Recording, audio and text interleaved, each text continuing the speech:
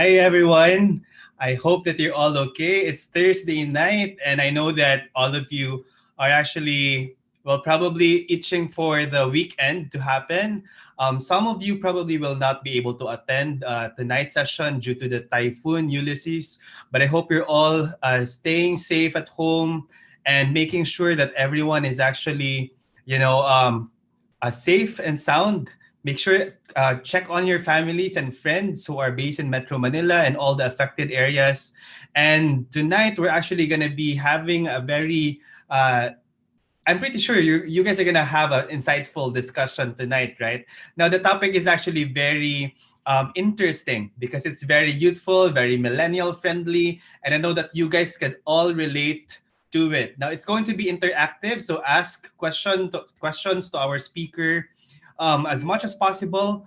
Raise all your questions in a comment box, and also practice the basic hygiene. Of course, do not necessarily unmute yourself if it's not important, and reserve all your questions during the Q&A portion, which will happen after the lecture.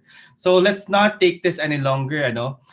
Tonight we will be talking about the phenomenon of influencers. Now, these social media influencers is being used right now as a promotional tool to engage with and lure consumers to a brand, and has become a leading public relations enterprise in the recent years.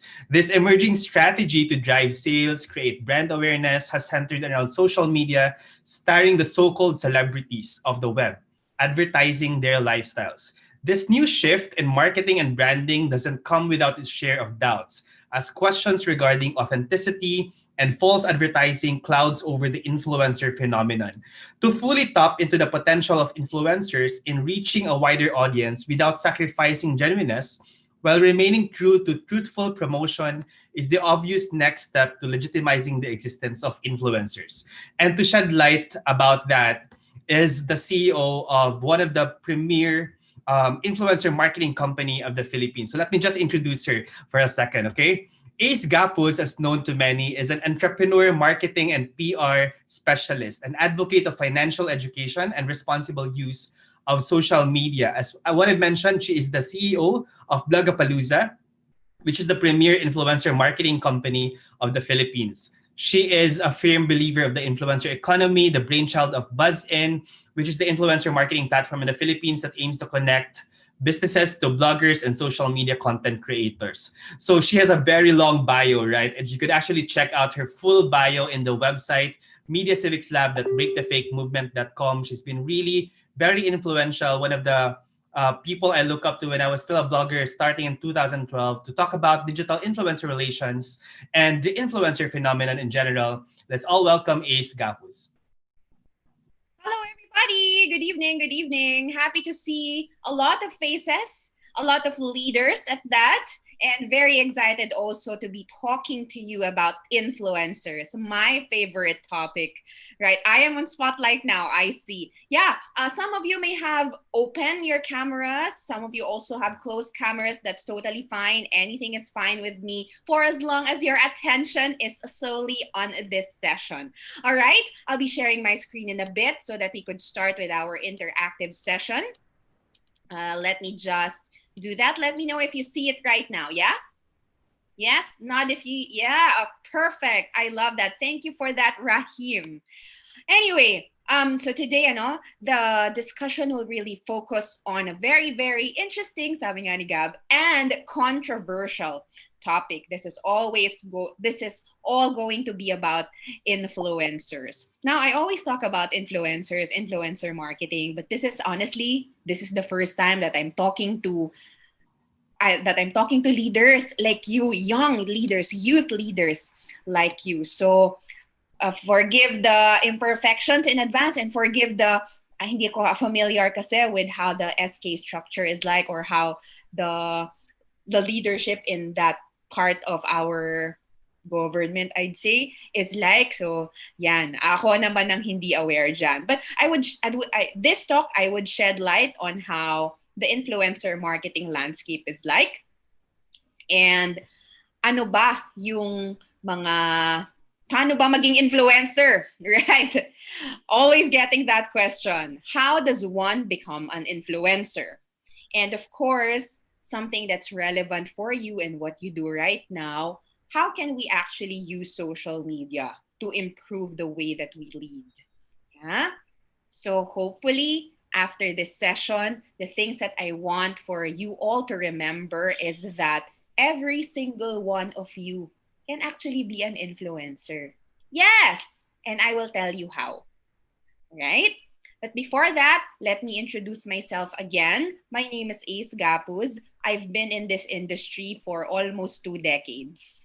2 decades na ako in blogging. Ever since social media started in the early 2000s, I've been there. Okay, the reason why I'm saying that is because I have seen how this entire industry has evolved through the years. Okay, which means the insights that I will be giving you are insights from a tita, someone who has been there for a long time and someone who understands why things are like or why things are like this right now. Okay, I just want to get a feel first, before I proceed with the rest of the discussion around how old ang ating participants right now. Or is anyone below 18? Raise your hand if ever. I see there's none. So all of us are 18 and above. Is anyone older than 35 or 40? Looks like there's none also. All right, that's good. This is a young crowd. So I'm very sure that you understand influencers, or maybe at least you follow some of them. Okay. For interaction purposes lang, I'm opening the chat right now for interaction. Oops, sorry. For interaction purposes, who are the influencers that you follow? You can type them in the chat. Is there are these celebrities or are these digital natives like sumikat na lang talaga sa internet? Which are the influencers that you follow? Is this more into fashion?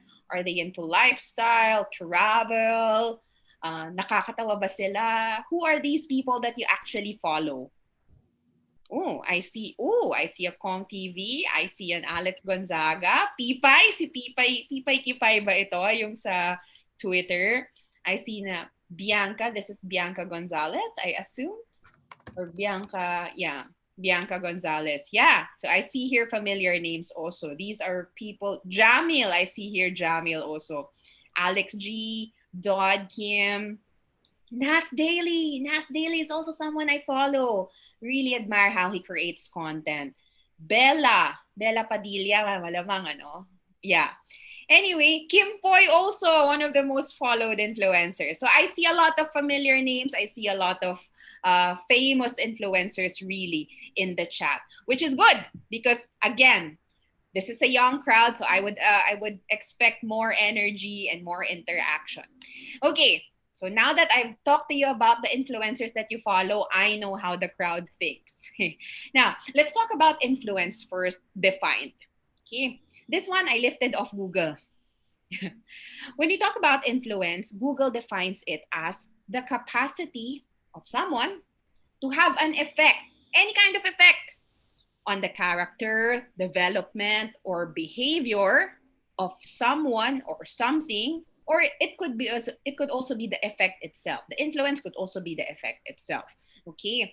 Now, you've mentioned to me the names that you're actually following. I see here the Kim Poi, the Bella Porch, the Nas Daily. Okay, so these are influencers that probably you follow because of a reason. Darman, yan. Maybe you follow them for a reason. Some of them, maybe you follow because, ang ganda niya. Or, because he creates really, really good content. Because he's traveling to many different places that I can only dream of going to.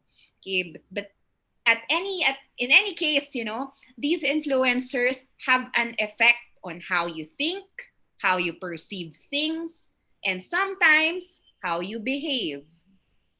Yeah? Okay. In marketing, sa amin, for marketers like me, we understand influence as the ability to get someone to do something. right? It could be click to a website. It could be swipe up leading to wherever. It could be visit the profile. It could be research about a product. It's marketing eh, diba? And the main reason why for us marketers, influencers are important because of this primarily. Okay? Influence is the ability to get someone to do something. For the longest time, marketers or even the biggest companies, no, they pay so much money to make you interested in something. Okay, they put up all the billboards. They hire the famous celebrities. They do the amazing jingles, the TVCs. Brands will pay so much to get people to do something or even just to get their product in front of the eyes of people. But with the influencers, andyan lang. They're just gonna post. They're just going to tell you this is something beautiful, something interesting. And they will already get you to do something. Okay? Which is why when we understand it that way, influence is very, very critical in leadership. Okay? It could be influence in terms of the influencers talaga, social media influencers. But ultimately, this discussion, I want to lead you to establishing yourself. Kayo as the leader, being the influencer. We'll go to that in a bit. Okay. For now, I want to get also some of your feedback again. I want to get interaction again. Okay. When we talk about influencer, what comes to your mind? You can type that in the chat box. Anything. Pag sinabing influencer, what are the first thoughts? Someone here said impact.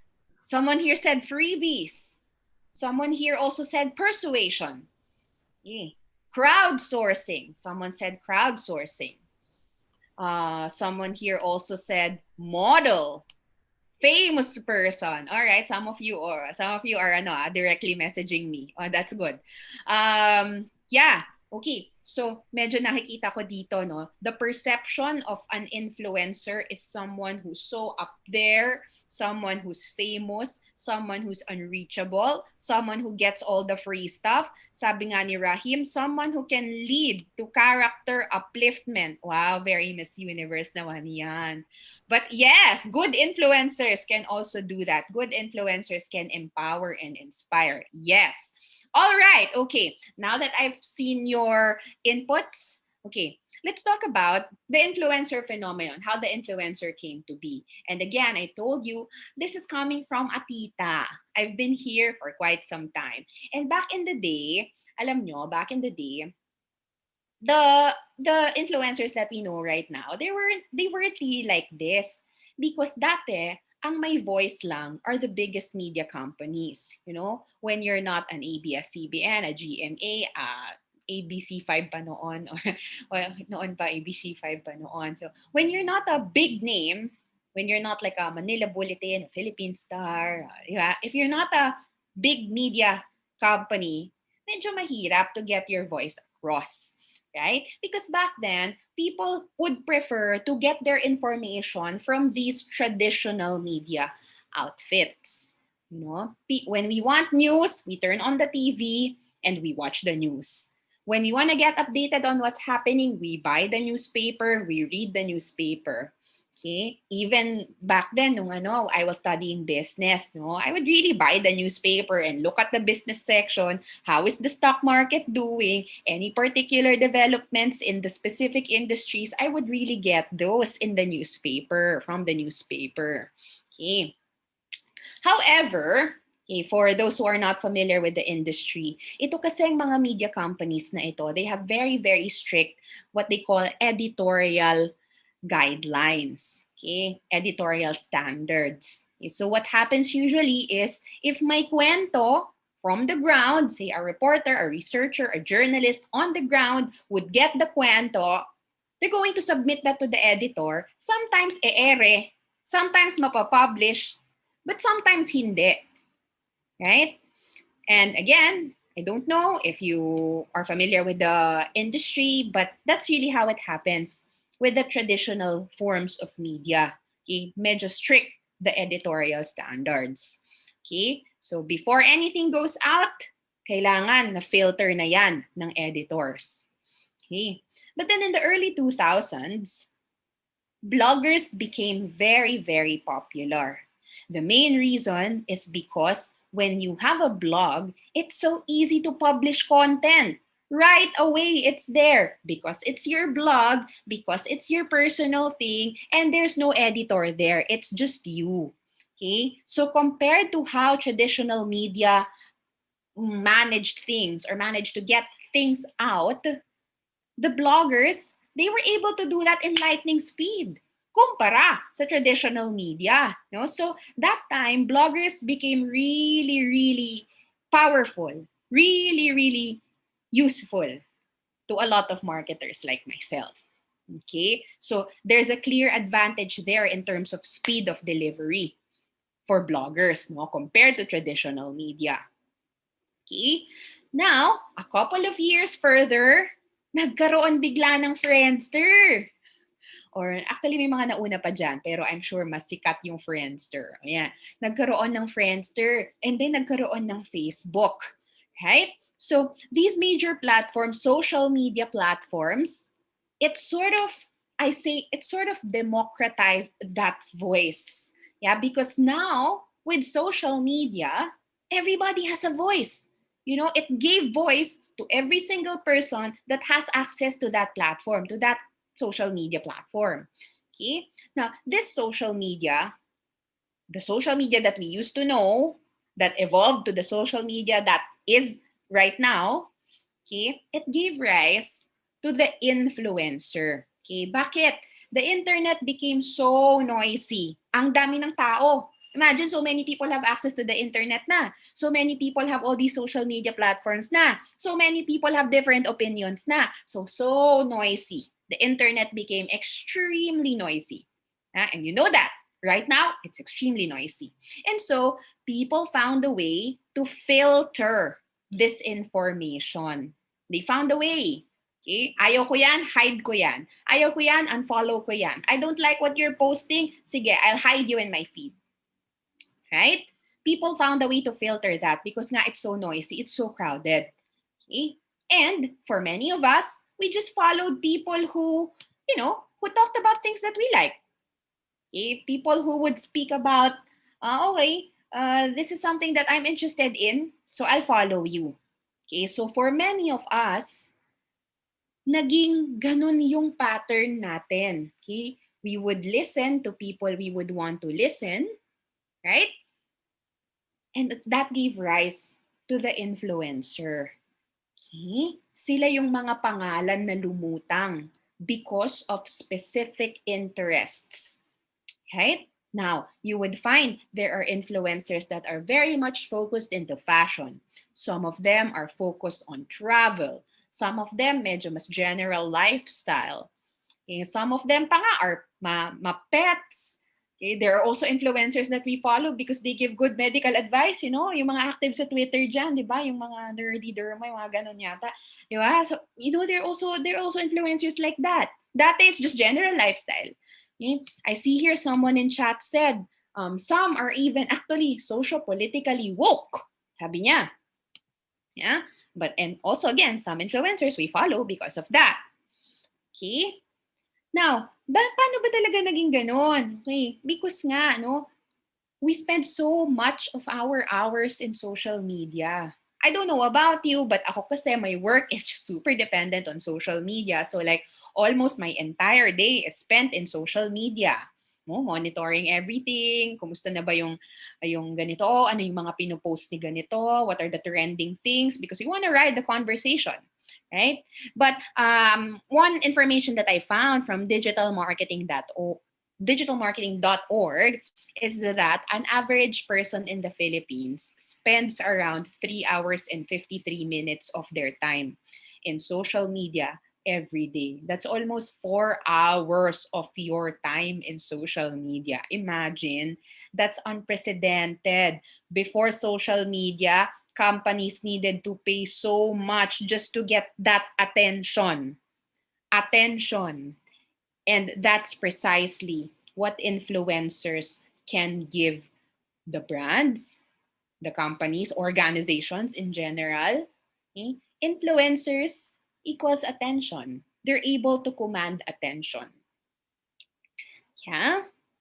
But that's how they came to be. The influencers came about because of social media. Yeah? It's really because of that.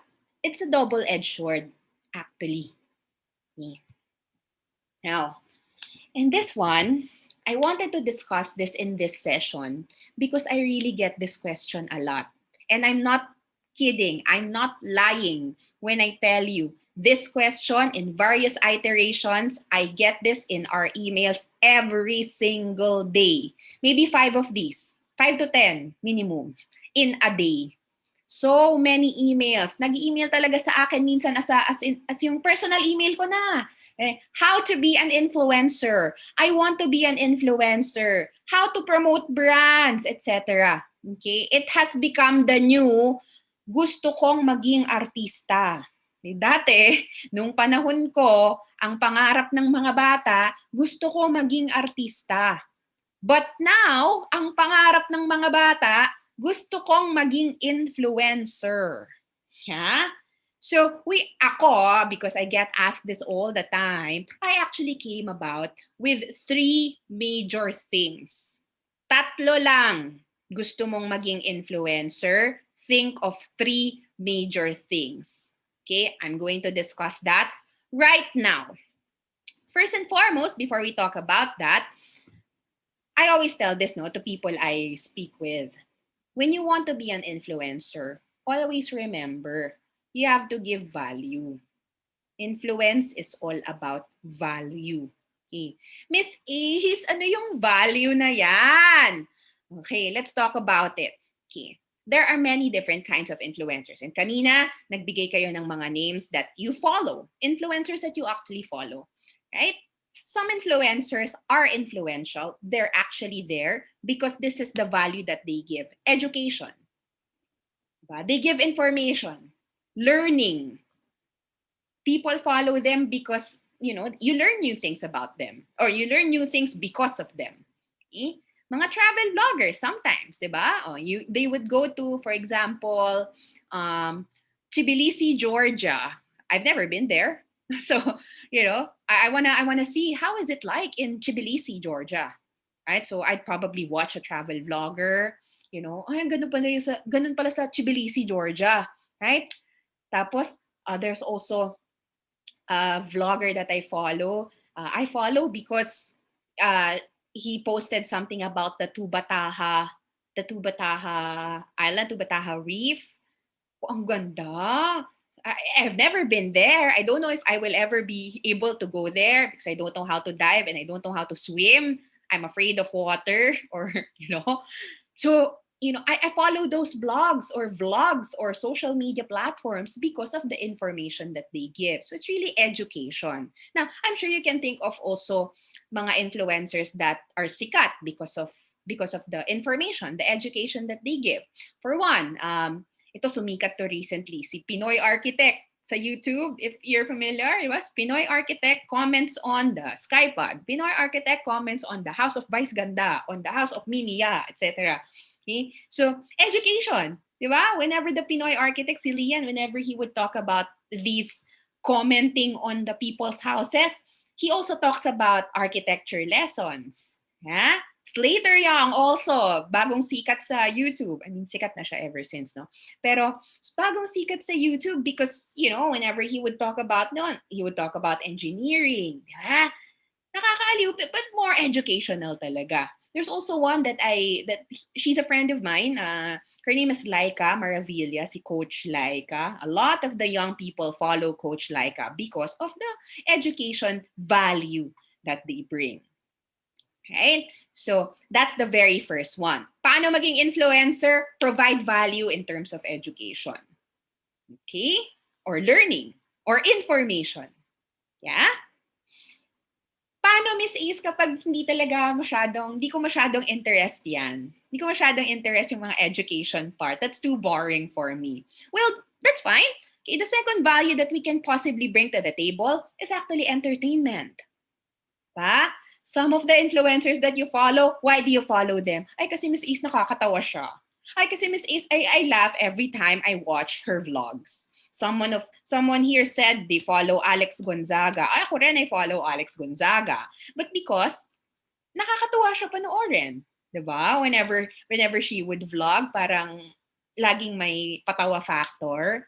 Okay, so, di yun, naaaliw ako doon. Entertainment. And then one of you, I've spoken with one of you kanina, sabi, ah, ito kasi, naiinis ako, ang daming followers because laging naghuhubad. Ganon. Sabi ko, well, that's precisely the value, quote unquote, that they give. That's their entertainment value. My market for something like that. That's the value that they give. Entertainment value. Someone here in the chat said, hey, nice topic and presentation. Thank you po. Let's talk about that later. Okay, so the second value is entertainment. Nakakaaliw, nakakatuwa, nakaka-enjoy silang panoorin. And that's precisely the value that they give. If we're questioning, if we're asking, naghuhubad lang naman siya, wala naman masyadong ambag yan. That's precisely their ambag. People watch them because they're entertained. Okay? That's the value. That's the second value. You wanna be an influencer? Provide entertainment value. Magpatawa ka, magpa-sexy ka, kung ano ka dyan, stand-up comedy, bahala ka. Provide entertainment value. However entertainment people would want. Okay? I know of somebody, and medyo weird ito, ano? I know of somebody that does, alam mo yung kinky entertainment. Sikat siya because of that. May followers siya because of that. But that's a kind of entertainment that that market wants. Nevertheless, she provides that value. Diba? So, wanna be an influencer? Think entertainment. Think providing entertainment as your value. Okay. Miss Ace, paano po kapag hindi po talaga ako nakakatawa, hindi ako nakakaaliw, hindi ko rin masyado na-enjoy yung mga education na yan? Okay, don't worry. You can still provide value in terms of empowerment. Okay? There are also influencers that we follow. I know some of you follow them. There are influencers that we follow because nakaka-inspire. Nakakagana. Parang I want to work hard para I could also be able to achieve what he or she has achieved. Or parang it's just good vibes siya talaga. Parang I feel so determined to carry on with my life whenever I read or see his or her content. Okay? So, whenever someone asks me, Miss Ace, how can I become an influencer? Okay, I always tell them, provide value. When they don't get it, what value, Miss Ace? I tell them, okay, education value, information, new things, okay? Entertainment value, yung entertainment in any form, okay? Or empowerment, right? Think about the influencers that I've mentioned kanina, the influencers that you follow. I'm sure at least isa sa mga ito, they provide to you. That's why you follow them. I've spoken about these 3 E's in many, many different talks. Okay? So, pag narinig nyo yan sa ibang tao, it came from me. Trademark ko na nga dapat to eh. Kasi ginagamit na rin ng ibang tao eh. But anyway, these 3 things are precisely the reasons why people follow influencers. Okay? But, hindi dito magtatapos ang discussion. Ba? As leaders, the demand is actually greater. Okay? We are actually required, not naman required, but more of highly encouraged to bring all these 3 values at once. Yeah? Do you want to be a more effective leader? Think about these 3 things. Think about your AORs, or tama ba yon? Areas of responsibility. And think about those things. Diba? Think about the people that you're serving. Okay? How can we possibly give value to them given these? Right? There are a couple of people I can think of, young leaders like you also. No, for us in Metro Manila, I'm based in Metro Manila right now. I could think of yung batchmate ko nung college, si Vico Soto. The way that he uses social media or his online influence, nagagamit niya to lahat. Itong tatlo. Di ba? Vico Soto would give you education, information. Ganito po ang bidding sa Pasig. Ganito ang nangyayari sa Pasig. And so the constituents are able to see, okay, gets, okay, ganun. Okay. Not talking about political colors. Sabi ko nga, batchmate ko si Vico nung college. So, talking about that as that. Okay. He also sometimes gives the entertainment value, di ba? Minsan may mga pa-joke-joke siya, may mga parang kung sino pong sino pong magjo-joke na magmumulta, yung mga ganyan. Pero joke lang yon. Everybody knows it's a joke, right? But empowerment also because, di ba? Iba naman, yan yung kanyang tagline, di ba? Empowerment. Hindi porke bata ako, hindi porke for many decades it's been the other party or some other family name. Hindi na ibig sabihin na hindi na kaya. So, he's able to give all these three values at once. Yeah? Okay, another one that I can think of is someone that I got to know recently. She's the congressman of Sultan Kudarat. Her name is Bayrihan Mangudadatu sa Kaluran. She also uses her online influence to provide all these three things at once. If you came across yung nag-viral na prenup because parang crash landing on you, that's her. Yeah, that's her. So, but she's been sikat naman na talaga ever since because she's a congresswoman. But anyway, in her social channel, she also gets to deliver all these three values. May education. This is how we're like in Sultan Kudarat, diba? I mean, maybe some of you, I've never been to Sultan Kudarat. I've been to Sultan Kudarat, thankfully. But some of you may have never been there. Many of the people probably, may Sultan Kudarat ng province. Saan yun? Diba? But she's there because she's a congresswoman of it. Diba? She educates people. This is how we're like in Sultan Kudarat. Napakaganda dito, etc. Okay? Entertainment, ganun din siya. Nagjo-joke din siya sometimes. Ganun din. Very young. Very youthful yung energy niya, like us. Okay? And empowerment because, again, she's a woman, she's young, but she's a congresswoman. Diba? So she delivers that. In the online platforms that she has. So medyo mas great. The demand is greater when it comes to us as leaders. Lahat kayo ngayon, I'm sure you have your social media platforms. I'm sure of that. But the challenge for us actually is how to use social media for better leadership. Knowing that all of these three things, yung three values kanina that we've mentioned, diba? These three things, knowing that, okay, this is how I can become an influencer. Like a legit influencer, social media, maraming followers, maraming mga nag-e-engage in my content. Diba? Okay, that's that na. So the challenge is, how can we become an influencer or leaders as influencers? How can we use social media for better leadership? Okay. Now, I've been speaking about a couple of youth leaders also. Sabi ko, I am going to have a talk. I'm going to have a talk to youth leaders about influencers and social media. What are the things that I could tell them? And she said, talk to them about when they become an influencer already.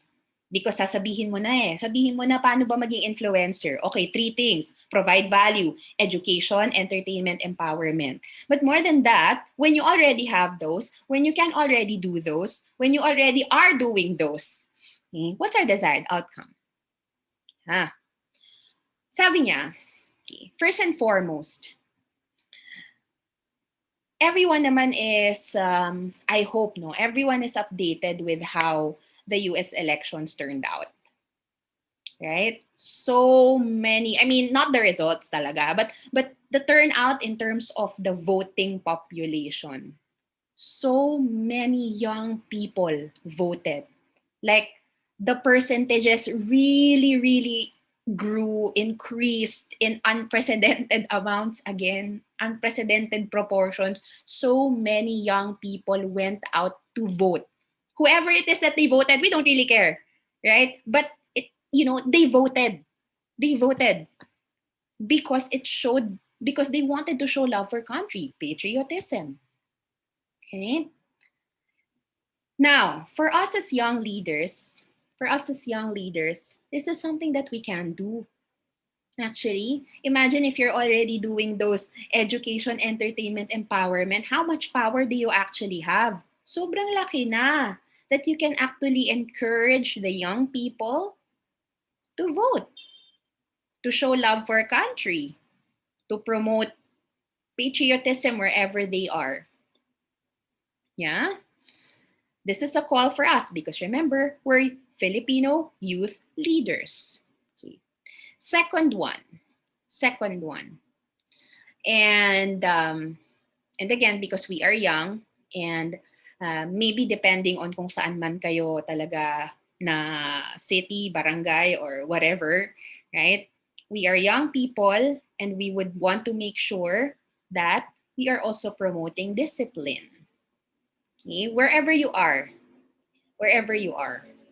promoting discipline in terms of maybe kahit tamang behavior nga lang eh.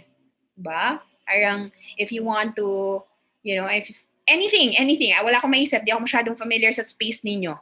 Okay? But given the leadership that you have, or given that position, potential power that you have, especially when you use social media, something that we can promote further as youth leaders, discipline. And of course, and this one I hope is something that you are also currently doing already. But when you have social media influence, when you have better social media influence, we could also further promote community engagement, really gathering the feedback from the people that we, I don't want to use govern, lead na lang, the people that we lead. Yeah, community engagement. We want more people to, give their feedback to us. We want a more engaged community of young people, of course. Right? I know you have a lot of questions, so I will end my presentation with this. Okay, it's a quote by John Maxwell. Leadership is influence, nothing more, nothing less. Titles don't have much value when it comes to leading. True leadership cannot be awarded, appointed, or assigned. It comes from influence, and that cannot be mandated. It must be earned. Okay? I know you are all leaders right now, but influence, let's earn it. And you know na how.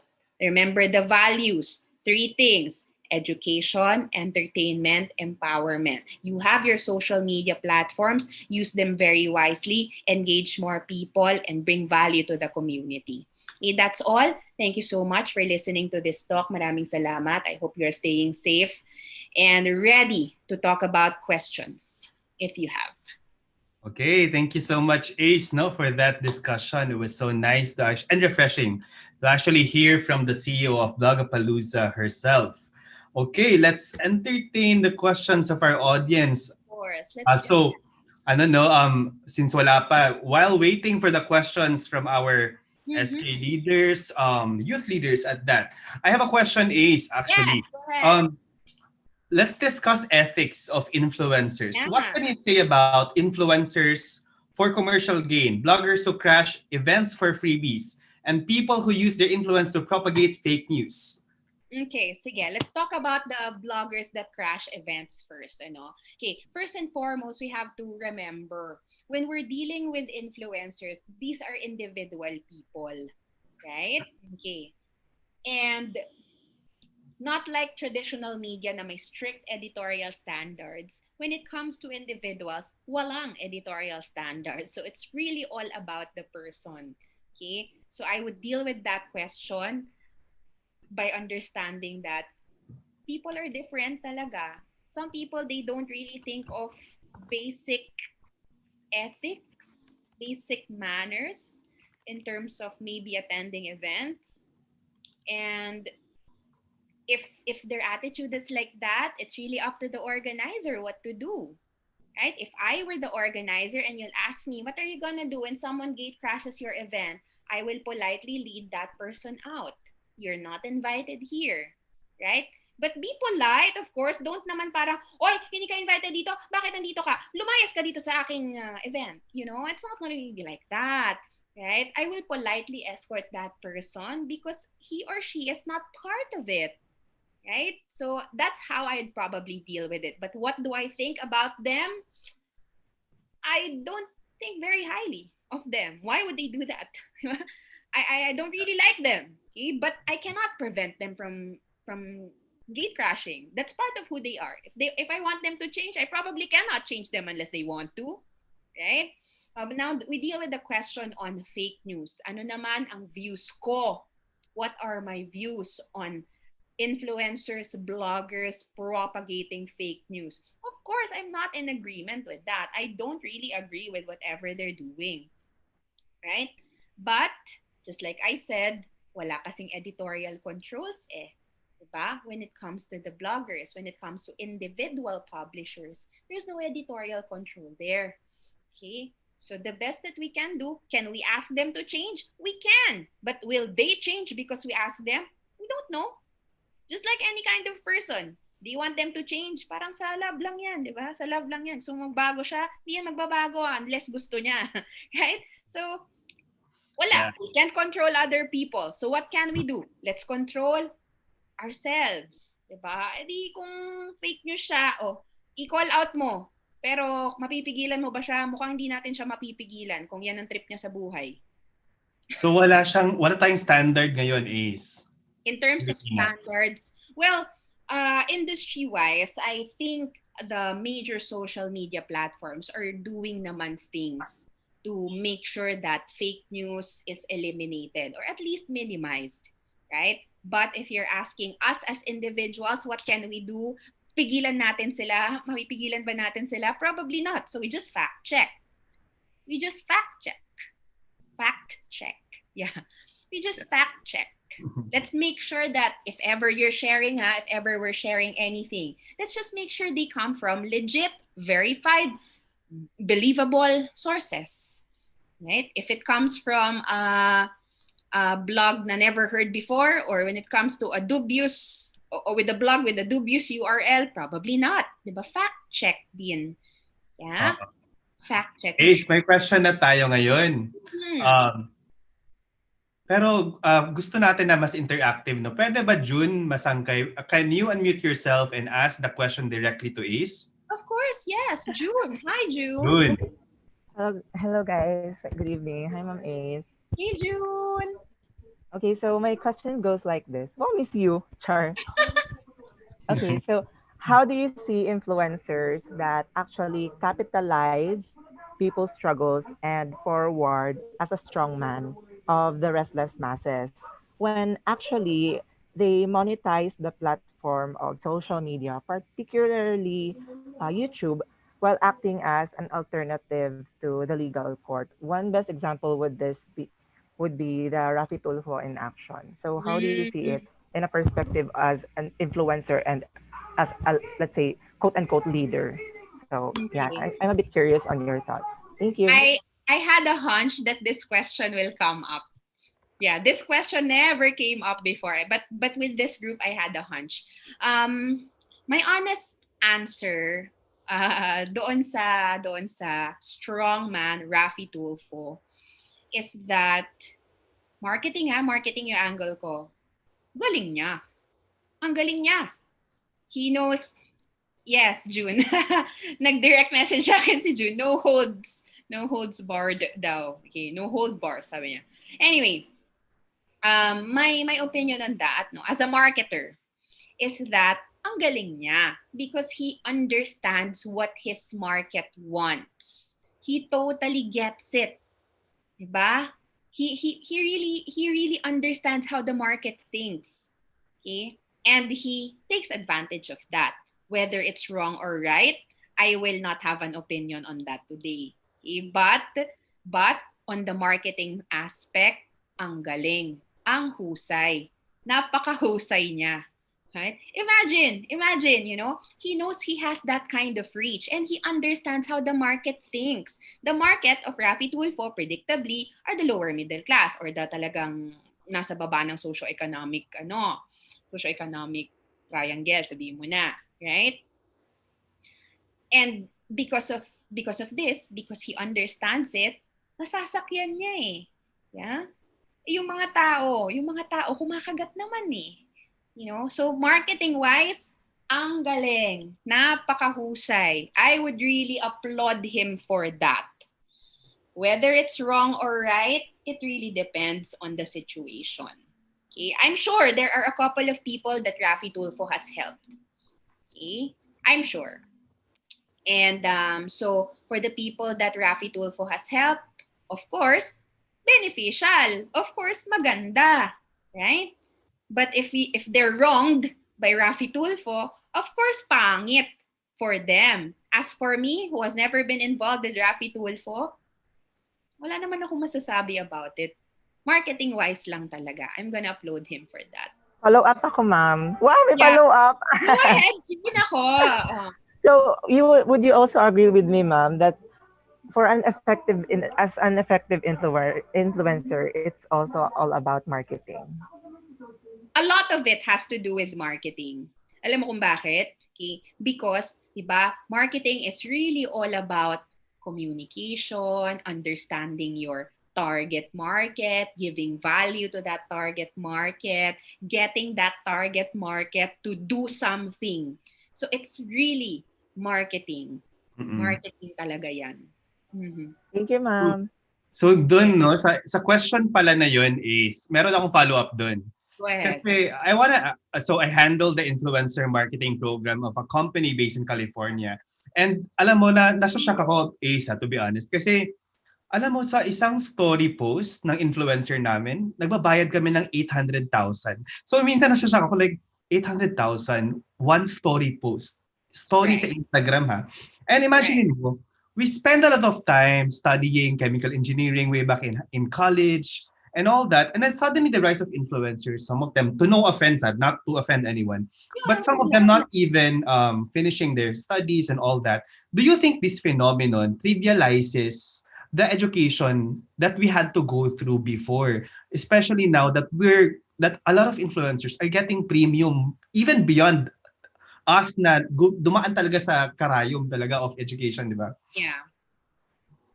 Actually, it doesn't naman trivialize, no? It's just that you know that the market values different professions differently. You know that. It's an accepted fact, right? We're not saying na one is less than the other, but it's just that the market values that whatever we do, the market values us differently.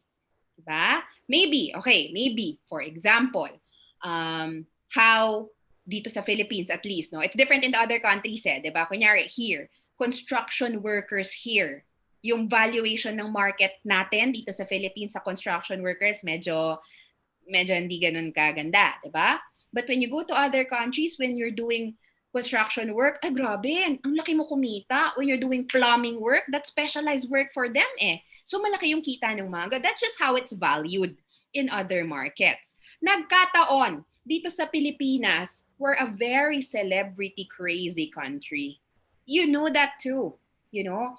Kapag may sikat na artista na makakasalubong ka sa mall, you're probably gonna want to take a photo with that person. Okay? Kapag nakasabay mong kumakain sa restaurant, you're probably going to glance in that person's direction from time to time. Diba? Pagka nakasalubong mo siya sa isang gathering, sa isang event, you're probably going to, uy, si ano ba yun? Si Alex Gonzaga ba yun? Uy, si Pia Words ba kaya tayo eh? Diba? You're probably gonna do that. In other countries, it's just like any other person. Makakasabay nila sa train, you know? So the reason why I'm saying that is because yung ganong status nila as famous people is valued by this market very, very highly. Yeah? So it doesn't devalue education at all. No. But it's just that it's valued very, very highly. Whatever they have, mataas ang value nito. And if you're talking about the 800,000 for one story, that's the value. That's the value. Diba? Makes sense. Yeah. Which actually, now that you've mentioned that, Gab, we want to go to this question from Michael Lance Hmm. Dumagas. Are you in favor of collecting tax from influencers? Of course. Of course. If you're making money, if you're earning in this country, di ba? Ano naman natin yan? Obligation naman natin yan to our country. If we're making money in this country, we give tax. Parang ano natin yan, contribution natin yan. Lahat naman talaga tayo as long as we're making money from work. In Pero favor ako. ano sa akin, yung question ko naman na follow up doon is actually it's more Right. technical, no? Like, how do you pay taxes as an influencer? Let's Meron ka bang, like, siguro preview lang kung paano nagbabayad ng taxes ang influencers. Okay. Well, influencers pay taxes like a business, depending on how they're registered. This one could be a little technical, pero hindi ko nagagawing technical. Okay? There are many different forms of businesses. You could be a sole proprietor, you could be a partnership, you could be a corporation, or even a one-person corporation. Okay? All of these business structures pay taxes differently. Okay? So, kung paano nagbabayad ng tax ng influencers, same like how businesses pay taxes, depending on what kind of business they are. If they're a corporation, this is how they pay taxes. If they're a sole proprietorship, this is how they pay taxes. Okay? Pero, tatanungin, Miss Is, lahat ba na influencers nagbabayad ng taxes? Of course not. Especially the smaller ones. Especially yung mga maliliit, nakikita ka lang naman ngayong buwan 1,000, 2,000 pesos, rinakit mo lang. Siyempre, hindi na yun hindi na sila talaga nagde-declare ng taxes. But if you're asking me, am I in favor? Oo naman. Kasi kami nga na company, babayad kami ng taxes kasi we're making money from doing business and working here. Diba? Lahat naman tayo as Filipino citizens, if we're working here, obligation naman natin yun. Ang sigurong controversial topic is, ano yung opinion ko sa amount of taxes. Ayun, wala rin akong opinion for that sa Pero ngayon. Ace, hindi siya stable na source of income, di ba? It's not, Yung, oo. So, yeah. paano ka magbabayad ng tax sa isang Okay. hindi stable na source of income? Like, for example, madalas naman sa brands is 1 gig lang at a time, di ba? For many of them, for the smaller ones, of course, for the smaller ones, it's not a stable source of income. Actually, malaking usapan din to nung nag-issue ang BIR ng kanilang Revenue Memorandum Circular a couple of months back. Naging matinding usapan to because, nga naman, hindi naman siya talaga constant na income. No? So, I'm actually saying at that time, parang too much naman yung ginagawa nung BIR at that time because nasa gitna tayo ng pandemya at yun ang pinag-uukulan ng pansin, di ba? So at that time, I wasn't really in favor, no? Pero if you're asking me now, parang okay lang naman. I mean, if it's not a stable income, they can declare whatever they got for that specific month. Diba? Same like a business, hindi naman forever mataas ang kita. There are lean months. Nevertheless, for whatever we get income for whatever income we get for that month, we pay taxes on those kinds of income. Yeah. We have one question from Charles. Charles, do you want to unmute your mic and ask it directly to Ace? Mm-hmm. Hi. Hello po. Hi, Good Charles. evening po. Hi po, Miss Ace. My question is do you think influencers today do more harm than good or do more good than harm? Especially po ma'am that I am a future values educator. Is it good for students to use them as role models po? Mm-hmm. That's a good question, Charles. It depends on how you look at things. Okay? There are influencers that, again, do more good than harm. Okay? Because they provide education, diba? They provide empowerment. Yung entertainment nila very value adding. Okay? Okay? But to be honest, and this is a personal opinion. It doesn't speak about the opinion of my company or any of the people I'm associated or organizations I'm associated with. To be honest, there are also influencers that I would say need to improve on the value that they bring. Okay? Because some of them talagang sikat lang eh. Tapos ginagamit pa yung kasikatan because, to promote things that do not do good, maybe for the country, maybe for other people, maybe they also mislead other people, ganon, and sikat sila, so they have the power to do that. But I don't want to generalize because sa totoo lang, we can filter them out. I don't want to generalize, no? I would still like to believe that most influencers that we have today, they do more good than harm. Okay? Again, it's because these influencers, we follow them naman for specific purposes. Right? There are influencers, kung tingin mo, they do more harm than good, unfollow them. Don't promote them. Don't even talk about them. If you're a future values education teacher, veer away from those kinds of discussion. Focus on the influencers that the future generation needs to be following. Yung mas magagandang role model na lang muna.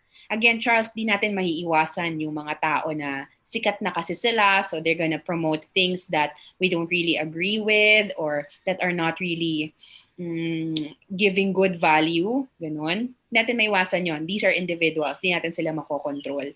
What we can do is we control how we would promote that to the next generation. Diba? If you're a values education teacher, focus ka na lang muna dun sa magaganda. Sabi nga ni Rayan Mark, if walang magandang sasabihin, wag na lang mag-comment. Yan. Mm-hmm. Okay, Ace. Actually, we have Thank you, one more ma'am. question from Vance, pero I'm still trying to understand his question. He shared it to me privately. I have a question for you, Ace. Let's talk about the process of becoming an influencer. No, Okay. do you agree, or do you? Let's just talk about this in general. People buying likes to become an influencer, and there's another person who also became popular because his boyfriend, who was in showbiz, so his boyfriend was in showbiz, and he became popular because of the showbiz boyfriend nga. And then people who strip off their clothes to become popular. What's your take on that? Okay. Doon muna tayo sa um, non-showbiz boyfriend. Si non-showbiz boyfriend. I don't see anything wrong with that. Became popular because of the showbiz boyfriend. I don't see anything wrong with that. Yung But made a living after that. Nothing wrong, right? I don't see any problem with that. Wala naman tayong pakialam sa kanilang relasyon, sa totoo lang. But people follow the showbiz boyfriend, and then the non-showbiz boyfriend was also followed because of that. Ganun talaga. Ganun din naman yung mga, kunyari, say, let's talk about Catriona Gray. Kunyari, di ba meron siya dati, yung ex-boyfriend niya, si Clint Bondad. Model din, yes. Pero nung nanalo Miss Universe si Catriona, pinalo ng bongga si Clint Bondad because people wanted also to see that side of Catriona through Clint. Ano ba to? Naka-broadcast nga pala to. Oo nga pala, live nga pala tayo, no? Recorded nga pala to. Oh, yun na ako i-quote doon, di ba? Tayo-tayo lang naman dito. But, think about also, for example, sino pa bang mga, kunyari lang, sige, dahil nabanggit ni Rayan Mark si Mimiya. Okay? Si Mimiya, for example, sikat si Mimiya as a person. If Mimiya, for example, gets a boyfriend, of course, the followers of Mimi are also going to follow the boyfriend kasi they would see the side of Mimi with the boyfriend. So if you're asking me, is there something wrong with that? Wala akong makitang wrong with that. If the boyfriend of Mimi, future boyfriend of Mimi, would make a living out of that, I don't see anything wrong. Diba? But if you're asking me, yung mga bumili ng likes para maging influencer, well, I have two things. First, a lot of them could be doing that for marketing purposes. I've seen influencers that are part of the influencer circles, no, that have done that Because a lot of the marketers right now talaga are so anal about the follower count, the likes, ganun. Masyado kasi nagfo-focus sa ganung mga tinatawag naming vanity metrics ang mga marketers. So, hindi ko naman sila masisisi. Okay? Is that wrong or right? Siyempre, on the marketing side, that's wrong kasi that's like fooling the marketers, di ba? On the other hand, I could also look at it in a positive light because there's such a thing called as growth hacking. But ano yan, sikat na sikat tong term na to lalo sa mga startups. No? Growth hacking. Parang, um, parang you'll find a way to expedite growth. Right? So for some of the influencers, they join the giveaways, they give away stuff on their channels, ganon, para dumami yung followers nila. Sa akin, if that's the purpose, I also don't see anything wrong because it's like growth hacking. It's like growth hacking your channel, 'di ba? You join a giveaway, you give away. Like, kung legit hawag naman yung mga manlolokong giveaway, don't do that. Alam nyo namang mali na 'yon. Pero yung kunyari magpapa-giveaway sila ng I don't know, kunyari ito yung una ko nakita, kunyari pocket wifi. Magpapamigay sila ng pocket wifi. And a lot of people need pocket wifi, so a lot of people will join that giveaway. Giveaways have been there ever since. Matagal na kahit yung mga bloggers of the past, nagpapabigay din naman ng giveaway para dumami yung viewers nila, dumami yung subscribers ng blog nila. Ganun na rin naman yun. Translate lang naman sa Instagram, sa social media right now. So it's really like growth hacking. Right? Okay na okay sa akin yun. It's really what you do after that that matters. So say may audience ka na, ano nang gagawin mo? Diba? Yun siguro ang sa akin. Mm-mm. Hey, one question from Maiko. Maiko, can you unmute yourself para you could ask the question directly? Hello, Maiko. Si Maiko Aperocho. Maiko? Hi, good evening. Hi! Yeah, my question is, I'm asking this because I'm a teacher. I'm also Teachers could be great teachers could be great digital influencers because they have deep knowledge or understanding of many social, political, or socio-political phenomena. However, some academic institutions and other government offices, for example, Department of Education, ask teachers to regulate their social media activities, most especially those that deal with their socio-political stands. So, what is your stand on this, Miss Ace? Okay. I'll speak about that as a teacher also, myself. Right? And again, I'm speaking as a teacher. I'm not speaking as the chief executive of Blogapalooza. I'm not speaking as any other position I hold. I'm speaking as a teacher. Right? If, for example, our school admin will silence me or will tell me, please do not be political, please don't be so vocal about your social political stance, I'm gonna follow. Because I work in a private institution. I teach in a private college. So if that's the directive of our superiors, edi susunod ako, no? Susunod ako. And actually, it's not naman directed by our superiors right now, no? But the way that I would parang influence my students right now is I show both sides. Siguro mas yon. Okay? Mas parang, okay, ganito, kunyari, I teach business communication also. So, for example, I tell my class, write a letter to the office of the President of the Philippines expressing your thoughts on his leadership. I'm not in any way influencing how they think about the president. Okay? I just told them, write an email. That's very educational. That's very academic. Okay? Okay. Tapos, I'll also tell them, or write an email to the Office of the Vice President expressing your thoughts on how the Typhoon Rolly savaged the Bicol region, etc. So, it's more of that.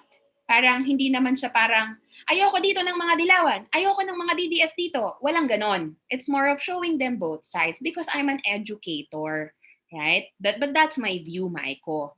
Right? But, if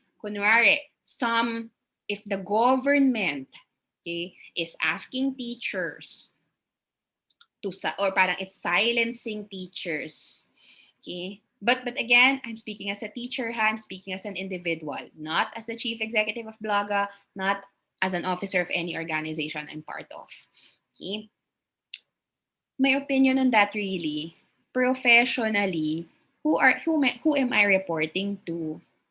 What is my obligation to my profession or my boss? Titimbangin ko yon. Okay? But if they're employed by the government, what's also my obligation to the country? Timbangin mo siguro yon sa sarili mo. Kung ano yung mas matimbang sa'yo, hindi kita ko questionin kung ano yung mas matimbang sa'yo. At the end of the day, decision mo yan. Right? If para sa'yo, mas matimbang yung sa profession, okay lang. If para sa'yo, mas matimbang yung duty to the country, o di carry. Diba? Depends on you. Depends on you. Wag natin ito rin guys ha, wag naman natin demonize yung choices of people. And siguro, now that you've mentioned that, Maiko, no, siguro, let's go back to the topic of influencers. A lot of the influencers, parang pinipressure din. Medyo similar, Maiko, actually, eh. Pinipressure ng mga tao, oh, ang dami-dami mong followers, why are you not speaking up? Why do you not have an opinion? Etc. Let's not pressure them. Choice nila yun eh, diba? They have the platform, yes. But I don't agree with, people forcing them to speak just because they have a platform. Parang tao rin sila, guys. Tao rin sila. Maybe they don't want the toxicity of people that are opposed to their opinions. Maybe they just want to avoid that. Same as myself. Now, I could speak as a business owner. I'm not as vocal because I have a business to protect. I have people to look after. So I'm not as vocal. But nilalike ko yung mga tweets minsan. Yun yung best that I can do eh. Parang nilalike ko yung mga tweets para they show up in the feeds of the people who follow me. Ayan. Yung may political opinion, you would know it because I like tweets. But I don't really parang, ayoko ng Dilawan, ayoko ng DDS. Hindi ako ganun. Because again, I have a business to protect. Right? I also don't post yung mga parang very derogatory statements against any party of the government. Walang ganun. Right? Walang ganun. That's me. That's me. Okay? But when it comes to the influencers, let's leave them be. If they want to be vocal, they can be vocal. Right? They know naman the repercussions of it eh. And you also know that some influencers are vocal. Right? Some are not. But at the end of the day, let's not force them. Yeah, on that note, Ace, no, kasi nangyari yun lately kay Will Dasovich, right? When he was forced to actually say an opinion about the closure of one of the media giants that we have. Mm-hmm. Okay. Yeah, actually, marami tayong iba't ibang interpretations at versions of expressing ourselves. There was one friend of mine who was actually putting me on the spotlight and said, asking me why I'm not sharing statuses that are too political. And of course, I agree with you that, we have interests to protect. And it's just ranting in social media isn't the only version of... Yes, that's true. Yeah, diba? These are versions, like media education, of efforts to contribute to the country. We have one question from Ivan. Mm-hmm. He was asking, Ivan, do you want to raise this question directly to Ace? Yes, Ivan. Don't be shy. Tayo-tayo lang ito. Ayaw daw niya, Ace. Okay, ako na lang mag-ask. How can one consider himself as an influencer? Does he or she need many followers? Yun yung question. Yeah. Okay, well, marketing-wise, of course, you have to have a lot of followers. Marketing-wise. Pero ako kasi, I believe that all of us are influencers in our specific circles. I'm sure you have your circle of friends. Kahit kunyari 10 lang followers mo sa Instagram or I'm sure you have your circle of friends. And when you tell this circle of friends na napakaganda ng candle na ito, girl, napakabango, sobrang panalo talaga to. When I open it, the room smells like heaven. When you tell that to your friends, probably your friends are gonna get curious. Ano ba yung Yankee candle white tea na yan? Saan ba nabibili yan? So the reason why I'm saying this, weird na mga example ko, ano lang kasi madampot ko eh. But the reason why I'm saying that is, all of us naman technically are influencers because meron tayong kani-kaniyang spheres of influence, right? But on the marketing sense, because brands are paying for it, of course, kailangan mo ng maraming followers. Kasi brands are paying for the reach, brands are paying for the engagement, for the views, for the marketing metrics in general. So you have to have those metrics. But technicality of it, lahat tayo influencers. Lahat tayo may mai-influence na persons. And when you're youth leaders, you have your constituents to influence. Right? Use your influence in that specific circle. Okay. So I think that wraps up the discussion, Ace. No. Do you have anything to plug to our SK leaders or like parting words for them? Well, you can follow me. Pamparami ng followers ko rin. Why not, di ba?